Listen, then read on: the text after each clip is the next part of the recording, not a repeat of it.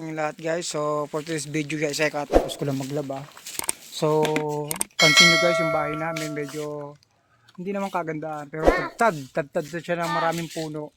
So ngayon pupunta ako dun sa manggagamot or nagtatawas dahil yung anak ko ay tinubuan ng ganito. So mga ganyan sugat sa likod pati nga anak.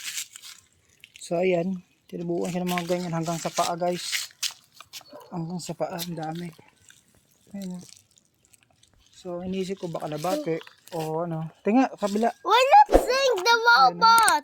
Ang dami guys. So, sa ilong. Tawag mo, robot. Kaya tara guys, samahan nyo guys at punta natin yung manggagamot.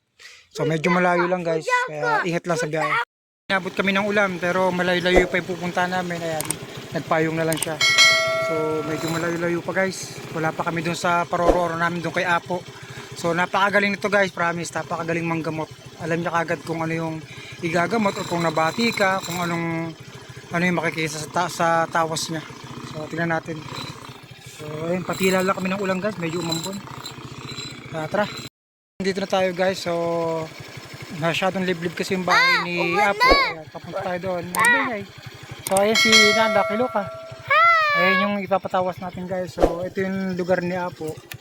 Yan, so sana nandyan siya para mapatawas natin to at malaman natin kung anong elemento yung gumambala sa amin. So ayan guys, samahan kami guys. Dito guys, kung saan dito natira yung manggagamot. Ayan. So dahan-dahan lang tayo papasok dito guys. Medyo liblib talaga. Pero the best talaga to guys, manggamot. Wala ka talagang pagsisisihan guys. Medyo malayo lang. Ayan. Layo-layo pa kami. So, tara nak. Ito yung bahay ni Apo. Sana nandiyan guys. Medyo malayo-layo yung binihay natin. Nagmotor lang kami. So, tara pasok tayo guys. Ito yung sukat mo. Yan. Sa ilong po. Tapos pati sa ulo. Tapos sa paa.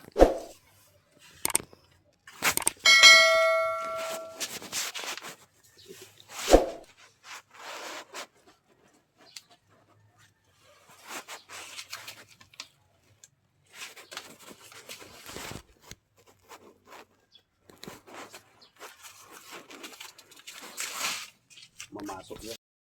At ang sabi ng